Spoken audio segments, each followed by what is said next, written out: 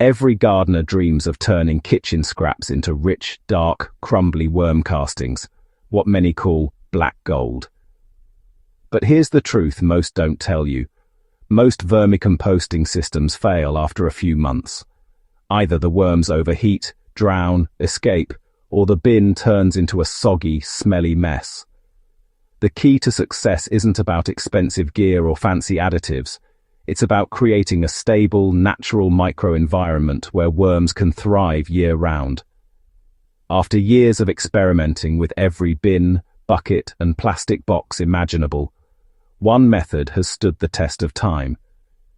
If you want to know the #1 way to vermicompost successfully, it's the in-ground vermicomposting trench system. This simple, soil-connected design mimics the way worms live in nature, cool, dark, and full of moisture, and produces castings faster than any store-bought bin. The majority of people start vermicomposting using a closed plastic container.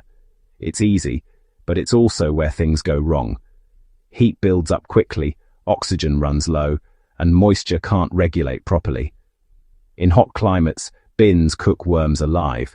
In cold regions, they freeze solid. And in between, odors and pests start showing up. Worms are surface dwellers by nature, but they still rely on the soil beneath them to regulate moisture and temperature. When confined to artificial bins, they're essentially cut off from their natural home. That's why an in-ground system, partially buried, breathable, and moisture-balanced, works so beautifully. Think of this method as a living compost zone built directly in your garden. Instead of isolating your worms, you invite them to work right where your plants grow. A trench, lined with organic matter, becomes both a worm habitat and a slow-release fertilizer factory. Worms come and go freely from the surrounding soil, carrying nutrients with them and aerating the ground as they move. You feed them gradually, and in return, they feed your plants continuously. All right, let's dive into the step-by-step guide for building a trench system. Step 1. Pick your spot. You want to choose a shaded area near your garden beds. The trench should be where soil moisture remains steady, not in full sun or near tree roots that might invade. Next up, step 2. Dig your trench. Make it about 12 to 18 inches deep and at least 12 inches wide. The length depends on how much food waste you generate, but most home gardeners do just fine with a 4 to 6 foot trench. Moving on to step 3, line the bottom. Add a few inches of coarse material like small twigs, shredded cardboard or straw. This prevents compaction and improves drainage. Now for step 4, add bedding. Mix damp coconut coir, aged leaves or shredded paper until it feels like a wrung-out sponge. This will hold moisture while providing the worms with structure. Step 5. Add your worms. Use red wigglers, also known as Eisenia foetida, or African night crawlers, Eudrilus eugenii, for warm regions. Place them on top of the bedding, and they'll burrow down within minutes. And finally, step 6. Start feeding.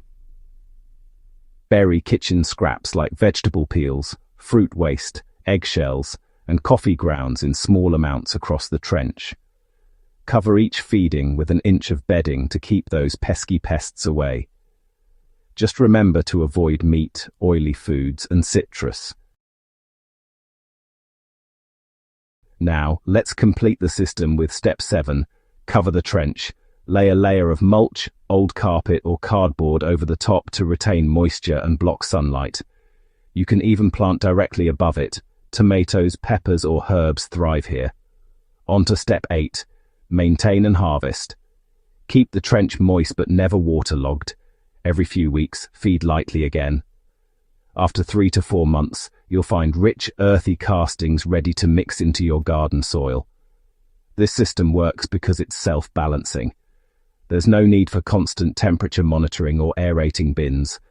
The earth itself does the regulating. During hot spells, worms retreat deeper into cooler soil.